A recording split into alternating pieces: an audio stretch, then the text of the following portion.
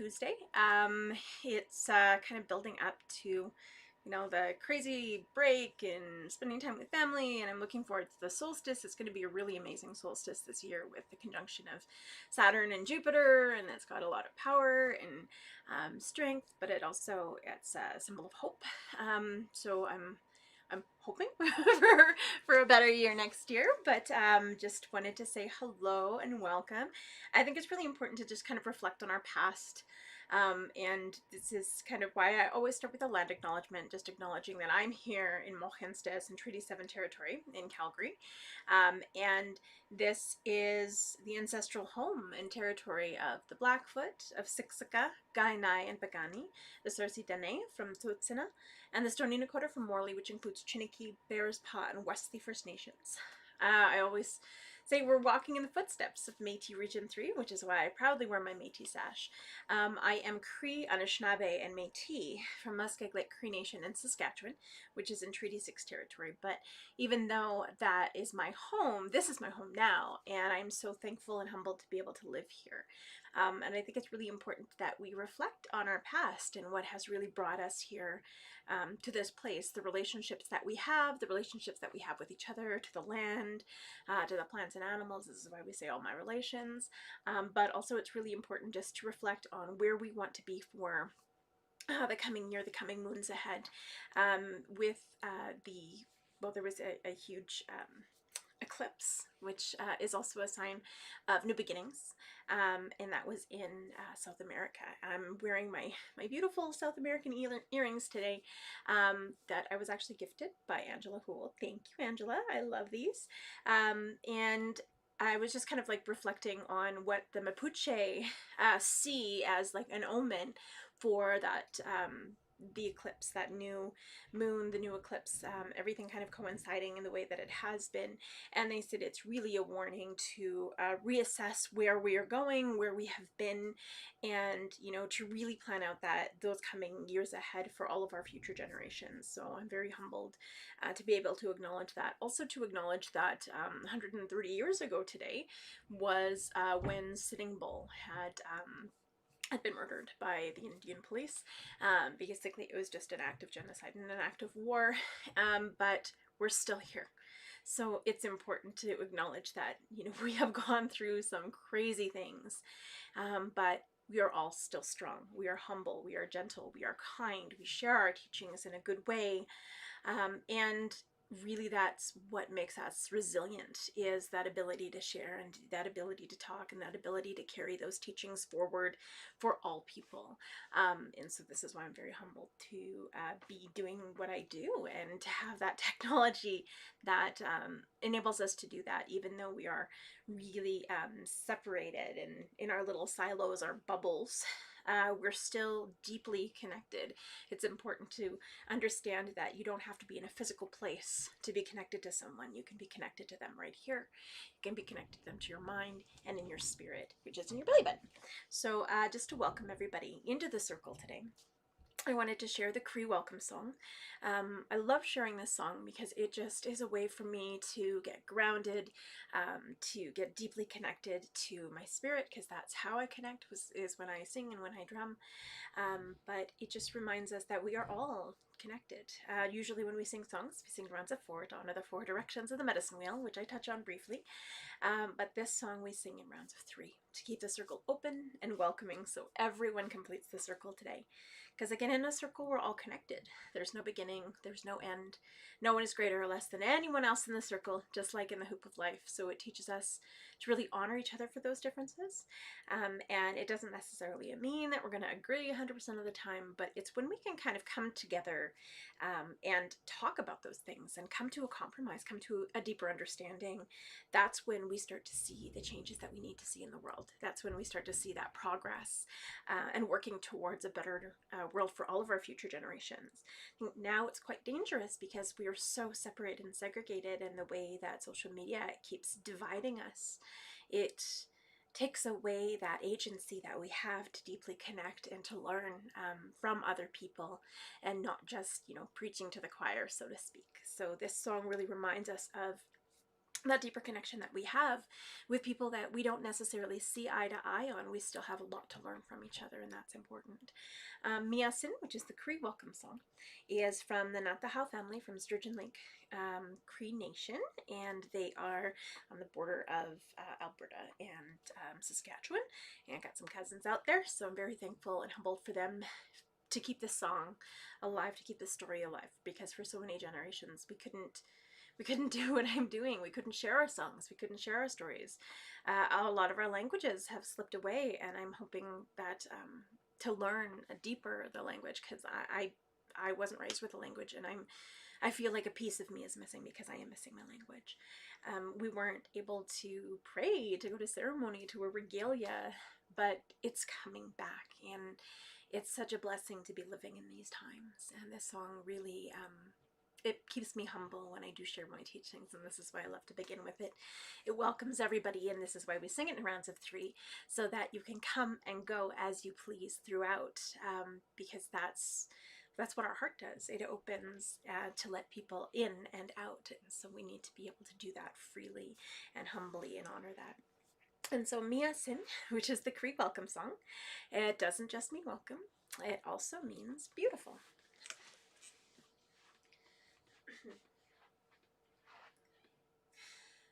Mia Sin, Mia Sin, Hasemina,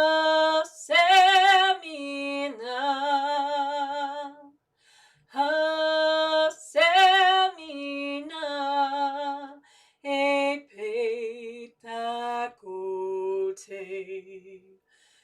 Niwagomaga,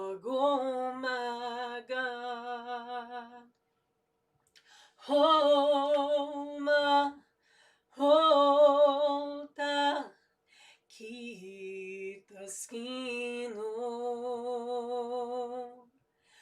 Miasen, Miasen, Hasemina,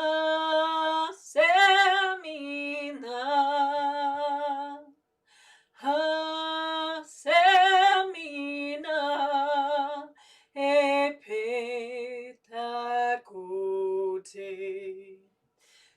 Niwagomagan,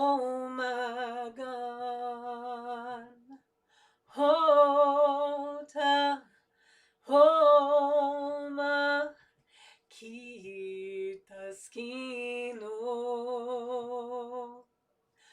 Miasen, Miasen, Hasemina,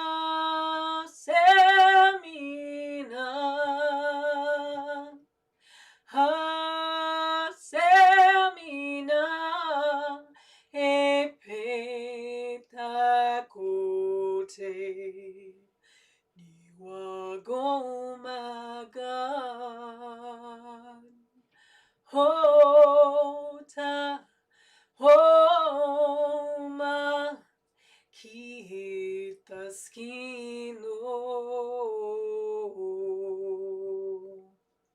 Hi, and welcome to the circle today, everybody.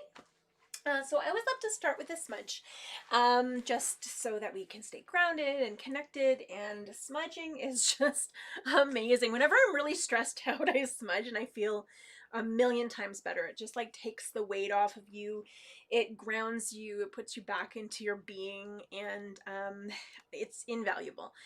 There are weeks that I haven't smudged. I'm like, why am I so stressed out? And it's because I haven't smudged.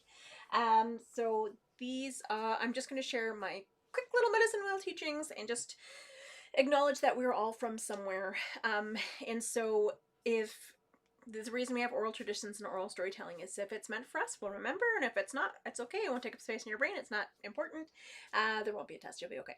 But it's really about taking what you need from the teachings and using those in your own life. And I actually had a woman come to me recently, and she was really worried about cultural appropriation when it came to smudging. And smudging is an ancient practice across the world. So it's not just Indigenous people or First Nations people in Turtle Island that practice smudging. It is actually practiced everywhere. Old Celtic traditions, old Germanic traditions. There was a way to cleanse with smoke and fire and ash in a lot of different teachings. And so it's important to deeply connect with your ancestors when you're doing this process. The difference between appropriation and appreciation. Appreciation is when you deeply connect for your own healing, for your own self-preservation, for your own understanding of who you are, a deeper knowing of who you are. Appropriation is taking a practice, not understanding where it's coming from, and trying to make money off it. That's appropriation. And so, but if somebody is telling you that you're appropriating, you can ask, like, why? How can I do this in a better way?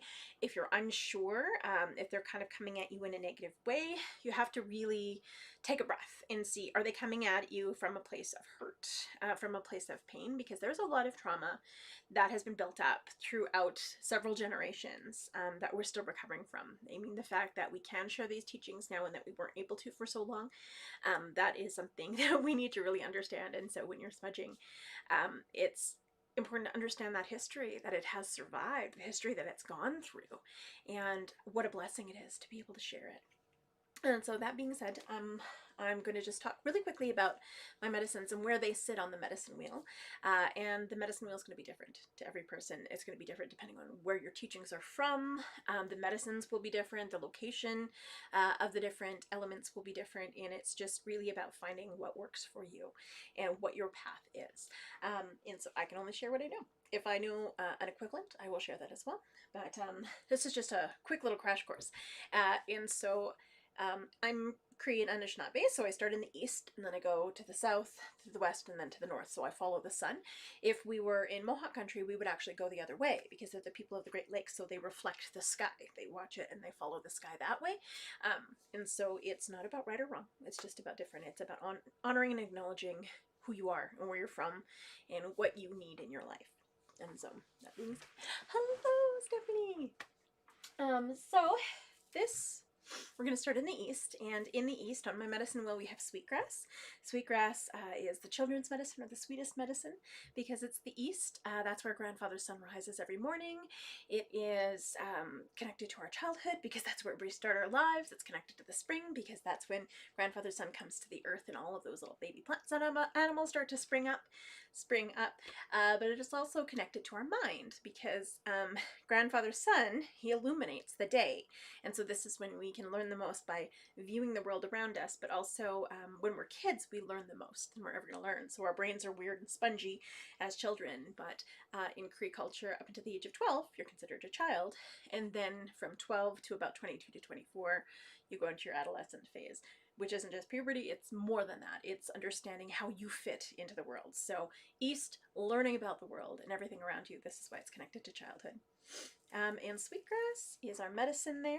Sweetgrass is really good for anxiety, for stress, for PTSD, Alzheimer's as well. So there was a study done with elders, and the ones that were smudging every day with sweetgrass, who had Alzheimer's as well as dementia, were actually having they were having fewer outbursts. Some of them were regaining memories. They were losing a lot less memories. So it's pretty amazing, the work that we have done with our traditional medicines, but just how much further we have to go.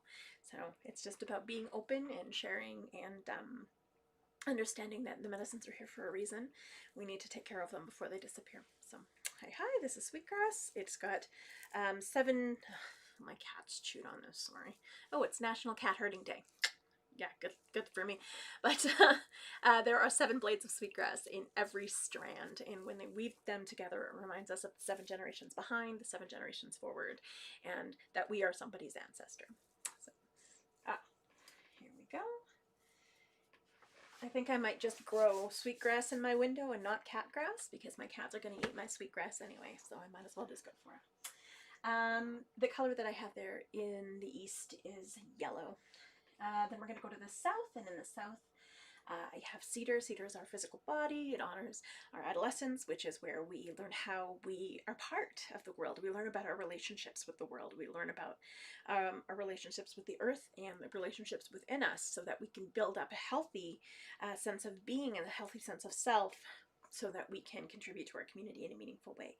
And this is why it's really important to let youth define who they are, and not tell them who they should be. Although it's really difficult, but I know I have a house full of youth right now. So this is cedar, and cedar is the physical body medicine. It's good for, it's antibacterial, antifungal, antiviral. It's got an antihistamine in it. It's got a numbing agent in it. I use it for pretty much anything. You can use it inside and outside of your body. Use it for tea. You can boil it and then drink it, and it's great for sore throats, coughs, colds, aches, pains, the flu, pretty much anything. Yeah, so I use it a lot if you have sore muscles, or maybe fibromyalgia, any aches, pains, scarring. Boil it, throw it in your bathtub, and soak for like half an hour. It's amazing. It's a miracle. It's fantastic. And also if you have like eczema or dry skin or anything like that, you can just grind it up, put it with some, I use bear grease, but you can use coconut oil. It's a little less earthy smelling than bear grease, and it actually helps heal your skin much faster. So I swear by it. I love it. And that's our connection to our physical body. So it teaches us how to honor our body. This is the only one we got, so we got to take care of it. Uh-oh. I totally forgot to shut off my phone. Okay. The next medicine that we have, we're going to go to the west, because of course we're following. In the west we have grandmother moon. So we have grandfather sun in the east, grandmother moon in the west. So it's all about that balance of that masculine and feminine energy. It's about that balance of our head, because we have our mind in the east, we have our heart in the west, because we need to balance those things. Not one is greater or less than the other. They're both necessary. And so the medicine that we have there is sage, and I'm so thankful. I was running out, and Rose gifted me some sage, which I'm so grateful for, because I use a lot of sage. So I'm just going to pull it off. So in my teachings, we always leave it on the stem until we gift it to for someone, and so that they can do what they need to with it. And then this is what I do with this lovely buffalo sage, is I give it the Cree crunch and then the Blackfoot roll. Yes, that is my, I should totally have done that. Okay, so yes, so this is the sage that we'll be working with today. I just love the smell of it. When you roll it in your hand, it like unleashes the oil.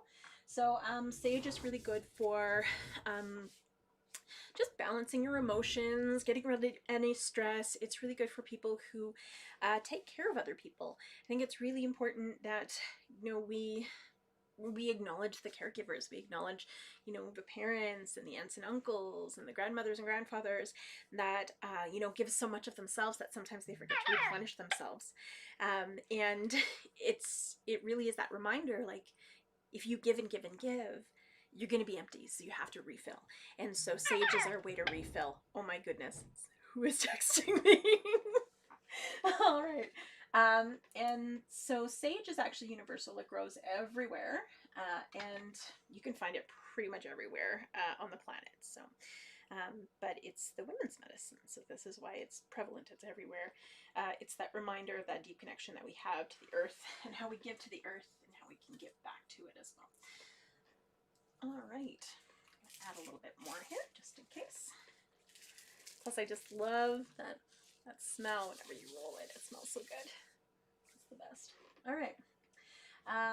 And so in the west, that's our heart medicine. It's our connection to water. So we have fire in the east, water in the west, because it's all about that balance. And it teaches us that our emotions are liquid. This is why whenever we get upset or frustrated, we cry, we leak from our face, because our emotions are so powerful. They have to get out somehow. And it reminds us to honor our emotions so they don't build up. And because if they do, they're going to make us sick. They're going to cause issues. And so we need to honor them when they come and not hold them back, or else just like, you know, water builds up behind a dam. Eventually it's going to burst forward, and it's going to be a bad time for everybody. But if you are dealing with it as it comes, then it's not going to build and build and build. It's just going to be dealt with. So that's important to do that, and sage really helps us to do that. Anytime that I'm really emotional, I will smudge with sage, and I'll just feel like so much, well, more relaxed, but just calmer. Like everything is not as overwhelming as it was once, and so it's needed, you know. And some people will argue that people who maybe have some addiction issues, or maybe are under the influence, shouldn't smudge, but I think that's when you need to smudge the most, because you need to heal. and you need to cleanse, and you need to get rid of that stuff that you're carrying. And that addiction usually comes from trauma. And this is why it's so important that we need to acknowledge the trauma and let it go. That's what smudging is for. That's what ceremony is for. It's for acknowledging that trauma, acknowledging the pain, acknowledging the things that we need, and letting them go. So yeah, that's my opinion. So it really depends on your teachings. But in my teachings, healing is universal. So. And then the last medicine that we have is tobacco. And tobacco is probably one of those things that people get addicted to, but it's recognizing that you're not actually addicted to tobacco. You have some pain and trauma that you're carrying, and sometimes it's not even your own stuff. I smoked for many years, and what helped me to quit was recognizing why I was smoking, and a lot of it was I was carrying my mom's pain and my cookum's pain and their trauma, my cookum's pain from residential school, and just that whatever was inflicted on our family because of that.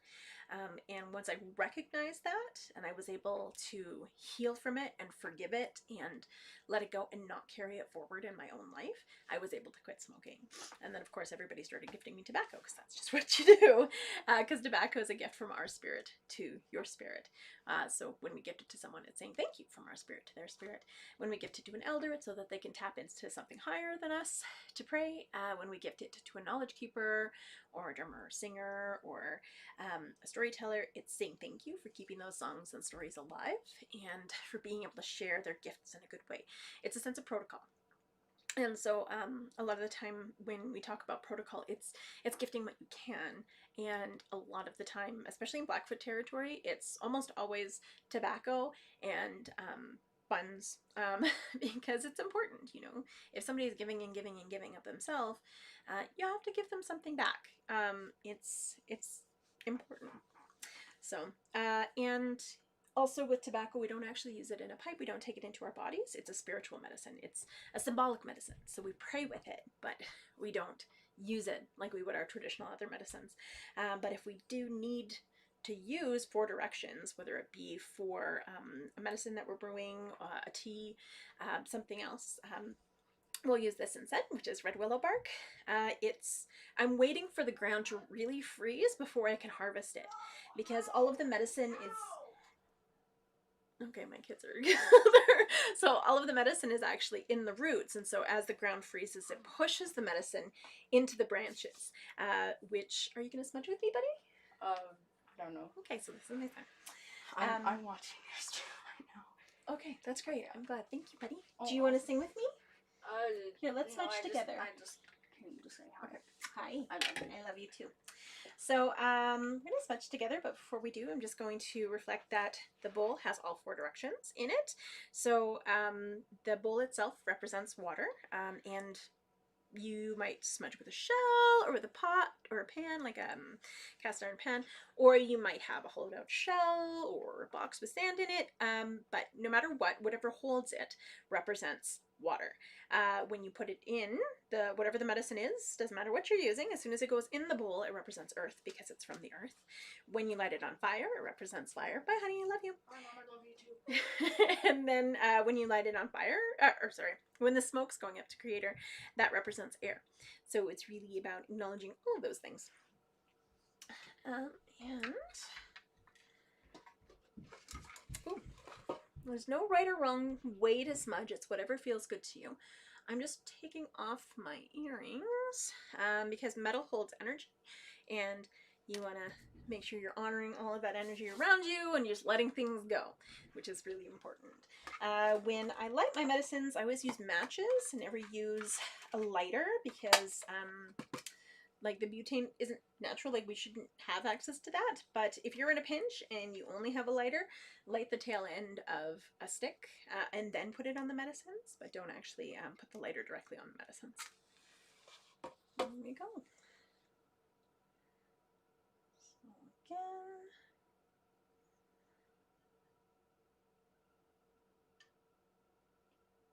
again.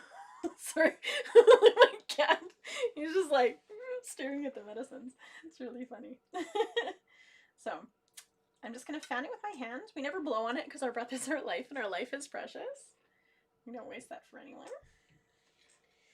And the first thing I'm gonna do is I'm gonna clean my hands, so anything that I'm carrying I get rid of. I bring it over my body 4 times to honor the 4 directions in my body. Smudge my mind so I can think clearly and learn from every person that crosses my path. So I can remember to be open-minded and never rigid with my thinking. Smudge my ears so I can listen twice as much as I speak, and so I can be open to hear the messages that Creator sends me, but also to hear what everyone else has to say. Smudge my eyes so I can see clearly and learn from every person that crosses my path, so I can see the beauty that surrounds me, but also so I can be open and clear with my vision. I'm very thankful for my vision. Smudge my nose so I can smell danger and cookies, so I'm aware. It's about awareness.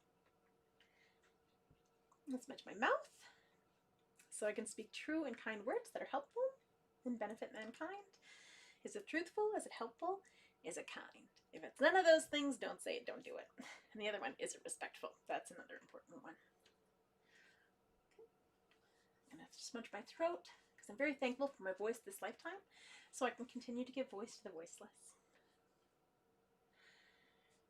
Smudge my lungs so I breathe good, clean air. When it gets really cold, my asthma kind of flares up. So usually I boil cedar on the stove and just kind of breathe in the vapors. It's fantastic. But I always smudge my lungs and honor them. I smudge my heart so I can remember to be kind and compassionate and show unconditional love to all those around me, including myself. I smudge my stomach so all the food that I eat this day will nourish my body. Smudge my womanhood because I'm very thankful to be a woman and a mother in this time. Monkey, what are you doing? Sorry. Apparently the cat's trying to get in the closet. You're lucky to get taken out with the drum.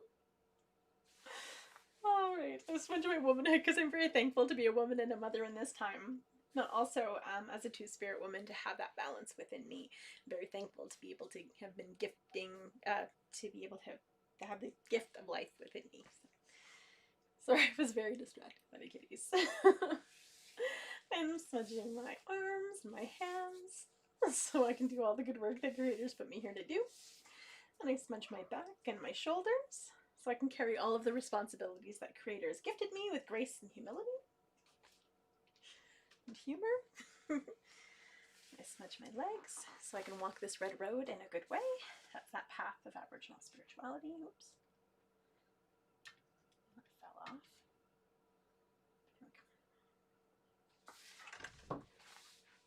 And then I smudge my feet so I stay grounded and connected to Mother Earth and tread lightly upon her, honoring her with every step. And then if there's anywhere else in your body that needs a little extra love, like I always smudge my hips because I've had multiple hip surgeries and they're always a little sore. My neck, because it's been quite sore lately. And then if there's anyone else in your life that you want to send some love and appreciation to, some healing, maybe they're going through a hard time, maybe they're just in your thoughts and they're in your prayers, just hold them in your heart and send them that love and appreciation. When I say prayers, I know some people, their back gets up because I know mine used to as well, but all prayers is intention. It's sending that intention.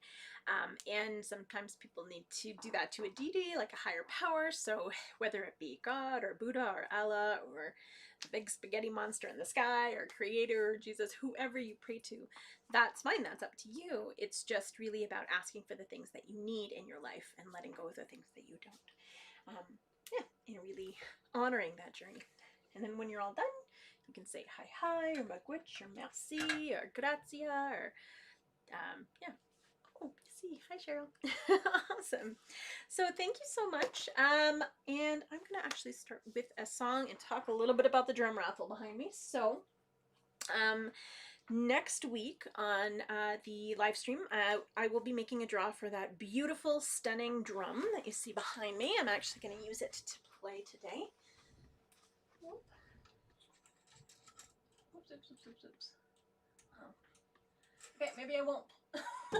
I can't get it down. I'll get it down afterwards. So I'm going to use my other drum. So this drum has been with me for quite some time, which you can tell. But it's been calling to me. I had a dream about it last night, so I think it's time to play it. That drum is Mi'kmaq style in the back. It's woven Mi'kmaq style in the back, which teaches us how to let things go, to have patience and perseverance, and to understand that everything happens for a reason, that we just have to be patient and let things unfold.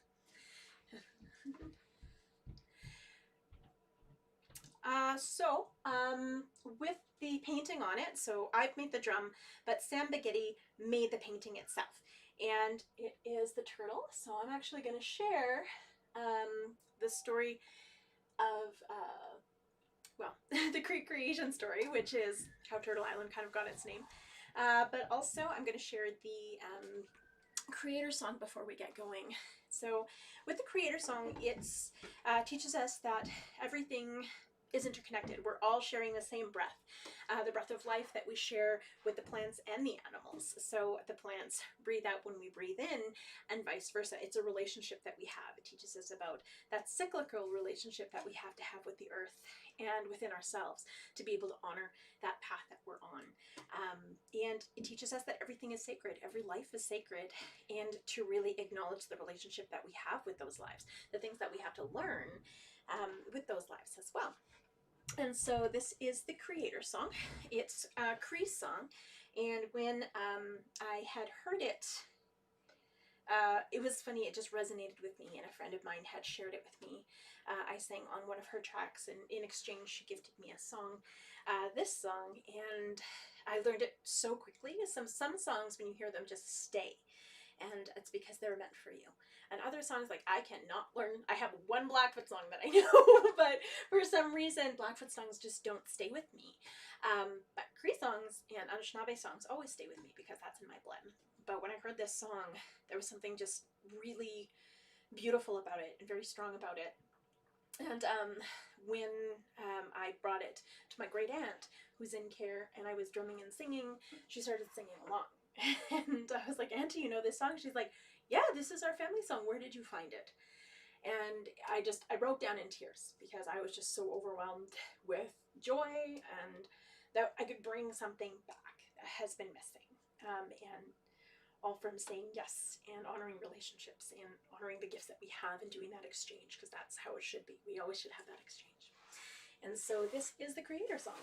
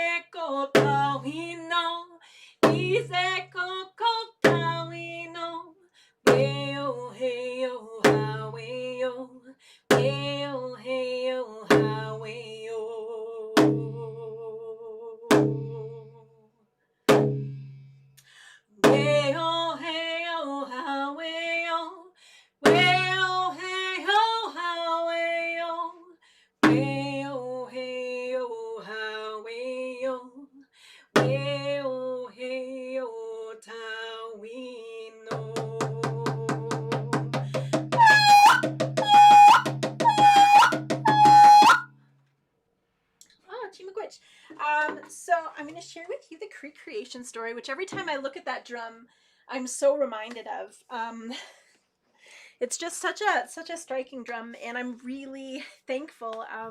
I can't bring myself to paint my own drums because I see stories in them, but Sam he has this beautiful way of just putting spirit. That's even more spirit because every drum has a spirit, every drum has a soul, every drum has a voice. But then he just creates this other level and this other layer, and I'm so thankful that he's painted some of my drums. So with the raffle behind me, pardon me, um, they are $20. Sorry, a draffle, because with Alberta law, you can't actually call it a raffle or a draw. You actually have to make up a random word. So it is a draffle for a drum, and with the whatever we raise, it's going to go back into the cost of the materials for the drum, but then whatever we have over and above, it's going to be going into more events for murdered or missing Indigenous women, the ones that I organize every year, so things like Sisters in Spirit, and the Valentine's Day Memorial March, which is going to be coming up on February 14th, which we do every year. So just with that in mind, it's really honoring, all of our sisters. It's honoring everyone that has somebody who really means something to them, who is, hasn't had justice, or hasn't had appropriate justice, I should say, but also whose voice needs to be heard. Our stories need to be heard, and events like this bring community together, so you know that you're not alone when you're going through, what you're going through with your missing, sister, daughter, mother, loved ones. But also knowing that we're not giving up, and it just instills like we need to share these stories so that they're out there in the world, and so change can happen, because if you don't talk about it, nothing's going to change. So you always have to talk about it, so it will. So this is why we do the event, and this is why we are raising money through this draffle. So that being said, the drum also includes a drumstick, and you can see there's quite a few numbers that are gone, but nothing in the 90s is gone. I don't know why, but if you kind of see behind me, there's a number that pops out and you'd like to get one, it's $20 each ticket, or $3 for $50. And just shoot me an email or a text, or just send me a message, and then I will get back to you. One other thing that I wanted to talk about, but I'm going to share this story first. So this is the Cree creation story. And a long time ago, we were here, the two-leggeds, but we were a different version of ourselves. We weren't, we didn't have language, we didn't have a lot of things, because Wasakajak, who is one of the Cree creation spirits, he was supposed to teach us, but he's a little bit lazy, I'm not gonna lie. So he kind of dropped the ball, and he didn't really teach us how to live on the land, how to communicate with the animals, how to communicate with the earth, how to honor the earth, how to honor the air, how to honor fire, how to honor the waters, nothing. And so if you don't teach a child how to take care of things, they don't learn how to take care of things. And so Wasakajak didn't teach us, as those children, to take care of things. And so we just started devastating everything. And so we started making the earth sick, and we kept taking plants but never giving anything back, so there was nothing left. And then we weren't treating the waters with respect, and so we started to just throw garbage in them, and started to make the waters really, really sick, to the point where we could barely drink any of the water, and all of the fish were dying. And then we didn't understand how not to honor fire, so we just didn't honor fire at all. And so we were just clear cutting and burning a lot of things, and it was making the air really sick, and so some of the birds couldn't even fly anymore because the air was so sick. And we were overtaking the animals. We were just taking and taking and taking, and we didn't understand how to acknowledge them, and how to acknowledge their life, and how they were important, and how we had a relationship with them, because we just were taking care of us. And so all of the animals started dying out, or started to go into hiding to avoid us. And because the whole world was falling apart, and there was such scarcity, we started to go to wars with each other, and to fight with each other, because we didn't know how to live on the land, and we were just scrambling for those last scraps. And as such, we started killing each other. And Creator, who had made us, was just hurt by everything that was happening, and was like, you know what, we just need a do-over, and we need to figure out it does sound like what's going on now. We need a do-over, and we need to figure out how to restart this. So let's restart this. So we need a mulligan. So apparently creator's a golfer, so we need a mulligan. And so it started to rain, and it started to rain harder and harder and harder. And Wasakajak, who was supposed to be watching us, supposed to be taking care of us, didn't really do anything. He was asleep under a tree. And as the water started to rise higher and higher and higher by the river that he was by, they started to go over his toes, and it woke him up, of course, because if you get splashed with cold water, you're gonna wake up. And so he woke up and he looked and he's like, oh my gosh, what is happening? And then he realized that he'd made a mistake, and he realized this was creator's way to just start over and do over. And he knew that he had to save any animals that he could so that they could rebuild the earth, because he couldn't do it by himself.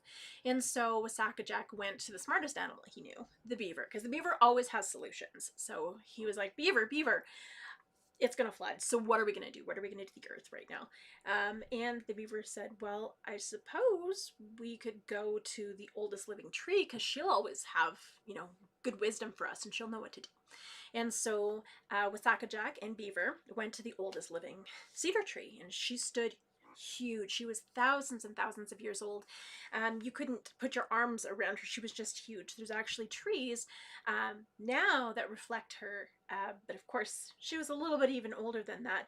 She was so old, in fact, and so wise, in fact, that the two-leggeds, us, we didn't actually cut her down. We cut pretty much any other tree down, but there was something very special about this particular tree. And so as Wasakajak and Beaver went, Beaver asked the cedar tree, okay, well, what are we going to do? How are we going to save all of these animals? And the cedar tree graciously said, well, Beaver, you'll have to cut me down and hollow me out so that we can rescue all of the animals that are left and rebuild the earth. And the beaver just didn't want to cut down this beautiful, gorgeous tree, because she had so much respect for the cedar tree. And the cedar said, it's time. It's time for me to go, but don't worry, I will be back. And so very reluctantly, Beaver cut down that beautiful tree and started to hollow her out. As that tree hit the ground, it made such a loud bang, such a loud thud, it shook the whole earth, and all of the animals knew that was exactly where they needed to go to be saved. And so animals came from all over the world, all over the island, and climbed into this beautiful hollowed out cedar tree that Beaver had created, and the cedar tree had so graciously given herself to make. And so as everybody's climbing in, they realize it's starting to rain harder and harder and harder. As the last animal climbed in the boat, it started to torrential downpour, and they all watched as the waters rose higher and higher and higher, as the ocean started to rush over the land, and as all of the rivers started to burst their bank and join up with the ocean, until no land was left to be seen. And they all watched as it rained harder and harder and harder. And as they watched over the edge of the boat, they saw all of the land getting deeper and deeper and deeper under the water. And it rained for what seemed like forever. So for 40 days and 40 nights. 4 and 40 are quite popular teachings in many, many different cultures. So I think there's some validity to this. But as it finally stopped raining, and the animals were getting really overwhelmed being in the boat with each other for so long, as it finally stopped raining, Wasakajak said, oh, it stopped raining. That means we can rebuild the earth. But how are we going to do that? And so, of course, Wasakajak went to the beaver, because the beaver, smartest animal he knows, comes up with the greatest solutions. Said, beaver, beaver, it stopped raining. We can rebuild the earth now. How are we going to do it? And the beaver thought for a moment, and she thought, and she thought, and then she said, well, I suppose we would need to get some earth to rebuild it. So somebody has to dive down to the bottom of the ocean and get some earth. And Wasakajak said, that's a great idea. That's a great idea, beaver. Who's going to do it? And the beaver said, well, I'm a pretty good swimmer. Let me try. And so the beaver was the first out of the boat. She jumped down, and she dove down deeper and deeper and deeper, but she couldn't reach the bottom. She came up to the top, and she said, Wasakajak, it is so far down, and the deeper you get, the harder the pressure is. I don't think anyone can reach the bottom. And Wasaka said, well, somebody has to be able to reach the bottom. And so he asked everyone in the boat, who can try and reach the bottom? And so the turtle, who was a wonderful swimmer, she's like, well, let me try. And so she jumped over the side of the boat and she dove down deeper and deeper and deeper. As she got deeper into the darkness, the pressure was so intense it started to crack her shell. And as she came up to the surface, because the pressure was just too much and she was out of breath already, she said, Wasaka, it's so far down. And as he looked, her shell was cracked into 13 big chunks on her back and 28 ridges along the outside. That's going to come in context later. And so she got back in the boat. The bear said, well, I'm a good swimmer and I'm the biggest animal. I should probably be able to reach the bottom. And so the bear jumped out and he started to swim. Well, he tried to, but of course it was after hibernation season, so he had a little bit of extra chub on him, and he just kind of bobbed there in the water, and all of the animals were like, bear, get in the boat. It's unbearable. Okay. And so he climbed back in the boat. Other larger animals tried to dive down, but of course they couldn't reach the bottom either. The moose couldn't reach the bottom, the elk couldn't reach the bottom. None of those animals that can swim, they couldn't reach the bottom. It was just too far. And then Wasaka said, okay, well, some of the best swimmers, go ahead and try. And so the best swimmers dove down, and they dove down deeper and deeper and deeper, but nobody could reach the bottom. And then he asked the divers, well, all of you are wonderful divers, who can dive down? And so the penguin tried to dive down, couldn't reach the bottom. The seal tried to dive down, couldn't reach the bottom. And then he asked the birds, who could dive quite deep. And he first asked the eagle, because the eagle could reach the highest in the sky, must be able to reach the bottom. And so the eagle took off and reached the highest point that she'd ever reached before and dove straight down into the water, but could not reach the bottom. The kingfisher, who is amazing at diving, flew as high as she ever had before, dove straight into the water, and used her wings to swim down deeper and deeper and deeper, but could not reach the bottom. Swam up to the top and said, Wasaka, there was no way I could reach the bottom.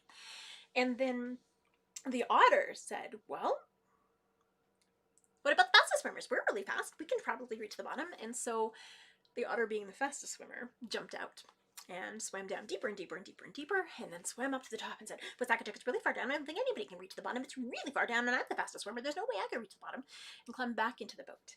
And all of the animals were starting to be without hope. They were starting to feel overwhelmed and think that maybe they were going to be stuck in the boat forever because no one could reach the bottom. And then there was a little voice inside the boat that said, I can do it. And then everybody looked around and said, who said that? And then they heard the tiny voice again, I can do it. And they looked again and said, who said that?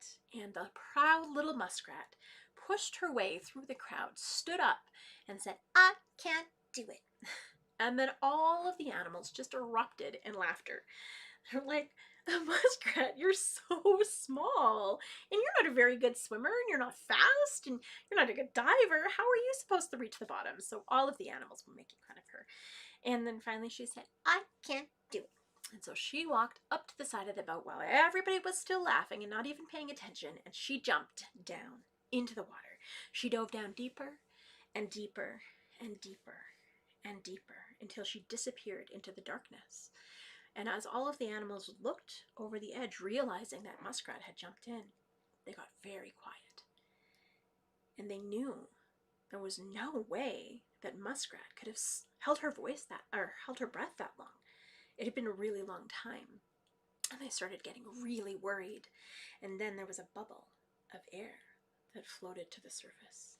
The animals knew that that was Muskrat's last voice. And so they began crying and sobbing and saying, Muskrat, Muskrat, why would you sacrifice yourself? And as they cried, all of their tears poured into the water, making the ocean salty. Wasaka started to cry as well, but he kept looking over the boat and holding out hope until finally he saw a little silhouette floating up to the surface. As the silhouette got closer, he realized that that was Muskrat's tiny, lifeless body. As it got close enough, Wasaka reached in with all of his might and held Muskrat to his chest. And he cried more and more, and he cried so hard that he actually wiped all of the color off Muskrat's belly. This is why when we find a muskrat with a white belly, they're considered very sacred. And so Wasakajak said, Muskrat, Muskrat, why would you do this? And all of the animals started crying and sobbing and feeling without hope until Muskrat's tiny little paw flopped open. And in the palm of her hand, there was a little ball of earth. Muskrat had done it. She had rescued everyone. She had just enough earth to rebuild the earth. And so Wasakajak was so humbled and thankful. He took that little ball of earth and he said, now who will hold this earth on their back? And then the turtle got into the water and said, I will hold this earth on my back. And so Wasakajak took that ball of earth and he rubbed it on the turtle's back. He rubbed it in a circle. And as he did, it got larger and larger and larger, and it got heavier and heavier and heavier until it pushed the turtle beneath the ocean, beneath the waves. But there was all of the landmass created that we see to this day. And Wasakajak knew it was time for him to get to work. All of the animals saw the beautiful land and wanted to step onto it right away. So as they did, they became pregnant and they started to swell. Wasakajak blew to the east. Grandfather Sun came out and shined with all of his might, all of his warmth, all of its strength, and warmed up all of the earth, and all of the little plants started to bloom again. All of the seeds were woken up with the sun. And then Wasakajak blew to the south, and as he did, the earth began to rumble. It began to shake. Huge fields started to develop. All of these beautiful mountains and islands and streams and huge trees who had been slumbering in the earth for so long reached up to the sky, including the descendants of the cedar. Wasakajak blew to the west, and as he did, Grandmother Moon came out from behind the cloud, and she pushed with all of her might, and as she did, with all of her love and all of her emotions, the water rushed over Turtle Island. She pulled back and the waters receded. She pushed and pulled, having the waters go in and out until she created all of the rivers and streams and puddles and ponds and lakes and the oceans that are all over Turtle Island. Wasakajak took another deep breath to the north, and as he did, the winds began to spin. As all of the winds were spinning the earth faster and faster and faster, all of the animals gasped, and this is the first time they had taken a sacred breath. That was their first time they were gifted spirits and consciousness. All of the plants and animals have this. And all the moon and the sun knew that they had to work together in unison, so they pushed and they pulled and they pushed and they pulled until they slowed down the earth to the speed that it is now, creating the day and the night, creating all of the seasons as it spun throughout the moon and the sun. And then Wasakajak held that beautiful muskrat in his arms, and he blew one more time into the muskrat, and Muskrat took her sacred breath, and she was from then on considered one of the most sacred animals because she represents sacrifice and the gift of unconditional love for everyone on the earth. And so that is the creation story. I'm going to actually share the turtle song, which is the Strong Woman song, before we go. And this song, it honors those different directions. So when we look at the turtle, it represents Grandmother Moon. It represents the time that we have. This is why our periods are called our moon time as women, because we have 13 moon times in a year, and we cycle in 28 days. And so anytime you ever doubt yourself, that sacredness as being a woman, all you have to do is you have to look in the sky at Grandmother Moon and that reflection of us. And so the Strong Woman song, it's such a gift to be able to share it, because it does represent the turtle. When I do it, I actually go up an octave every time, and that's about really rising above adversity, rising above all of the past, to really create a better future for all of us, not only as women, but as two spirit people, as men, as all of us connected through spirit and through song and through voice, and that strength that every moon it comes back around, is that renewal and that rebirth and that ability to reconnect. And so I'm going to share the Strong Woman song, which is also the turtle song. So this is an OG Cree song. Depending on who you ask, somebody will say it's Cree, somebody will say it's Anishinaabe, but it's OG Cree. So, and this is the Strong Woman song.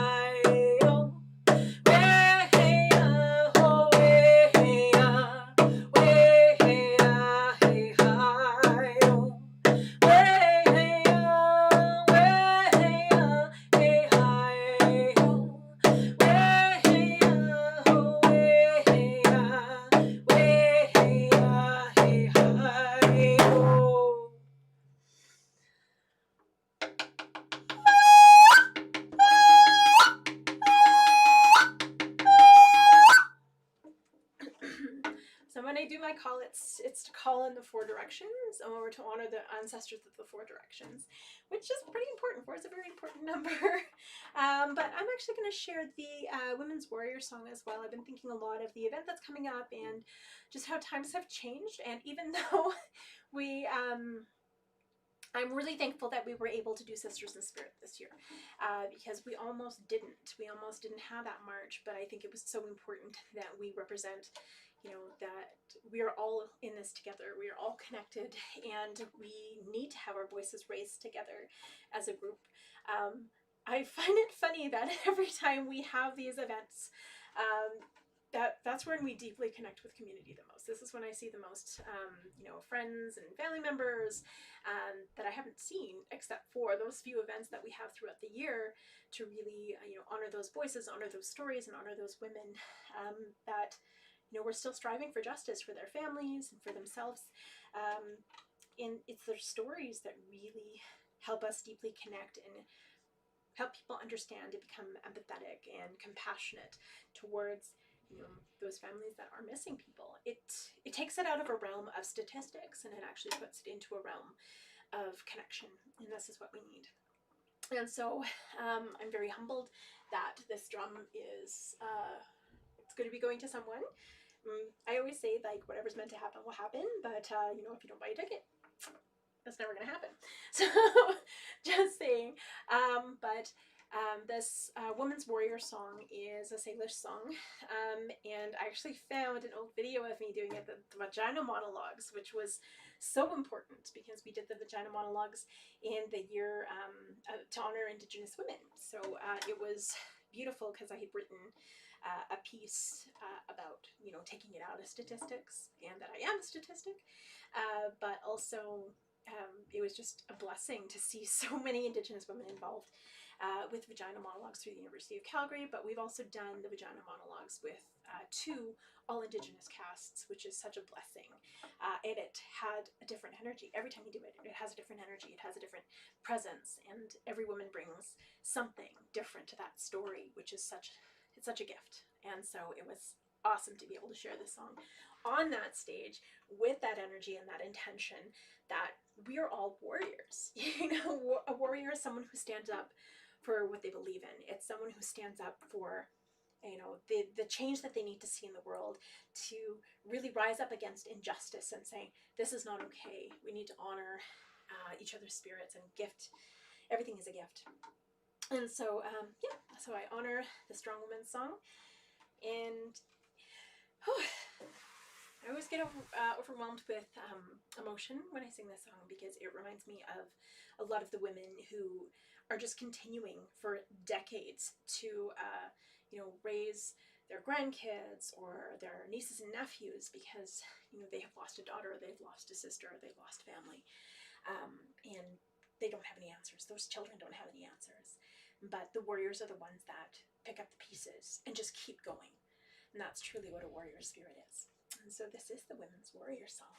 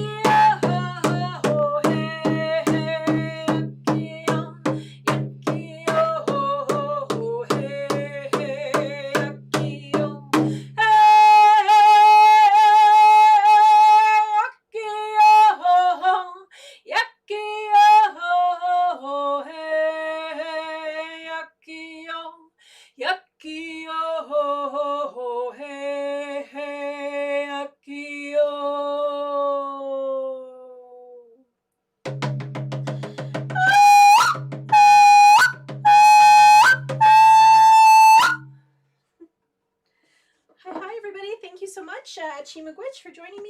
If you have any questions about how to win this beautiful drum, let me know. I can ship it pretty much anywhere across Canada. I'm not sure about the States. I'll figure that out. But if so, yes, we could probably ship it there. And hopefully it'll arrive before Christmas, because I will do expedited shipping. If you're here in Calgary, I'm gonna zip it to your door. Also, we'll be doing online teachings for making medicine bags, which is going to be great. So I'm going to be doing that tomorrow. So if you go to Cree8, so CREE, the number 8.ca, the workshop is listed on there. So I have this one. I didn't put the string on the back yet, but this is one of the sewn ones. We have ones that we call them the no-sew medicine bags. Oh my goodness, my desk is a mess. But this is cute. This one's buffalo. You can always tell because buffalo is crazy thick. But we'll be using the 4 hides, deer, elk, moose, and buffalo, and tomorrow I'll be sharing all of the teachings around them, and then you can decide what you want to create, and because I think it's really important to learn the teachings before you make those decisions, and so I'm excited to be able to share that online. It's going to be a different format. I miss doing hands-on workshops, to be able to deeply connect with people, to be able to, pass around the medicines so everybody can smell them. But every medicine bag will have the 4 medicines within them as well. But I'll be making those packages and sending them off. And yeah, looking forward to sharing however I can.